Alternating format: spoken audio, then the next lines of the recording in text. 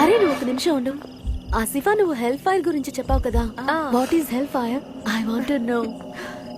నీతో చెప్తున్నాను కదా, హదీస్ లో మాలిక్ చెప్తారు, నరకంలో ఉన్న నిప్పు భూమి కంటే 70 టైమ్స్ ఎక్కువ ఉష్ణోగ్రతతో ఉంటుందంట. నరకంలో ఒక చీకటి నొయ్యి ఉంటుందంట. అక్కడ సిన్నర్స్ అందరినీ సంకీళ్లతో కట్టి తలకిందలుగా వేలాడదీసి కాల్చేస్తారు. సో ఎవరెవరు అల్లాని నమ్ముతారో వాళ్ళు స్వర్గానికి వెళ్తారు. అదే విధంగా ఎవరెవరు ఇస్లాం నమ్మలేదో వాళ్ళందరినీ నరకంలో ఉన్న నిప్పులో పడేసి కాల్చేస్తారు. This sounds so painful. పైగా అది నార్మల్ ఫైర్ గా కూడా ఉండదు, 70 టైమ్స్ ఎక్కువ ఉష్ణోగ్రతతో ఉంటుంది.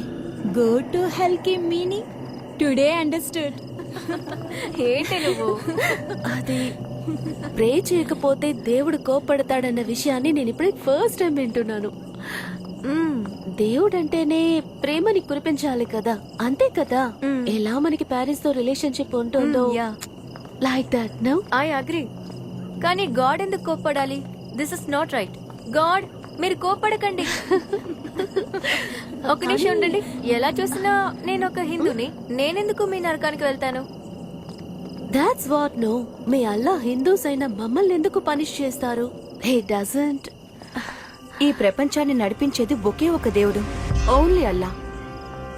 And your non believer.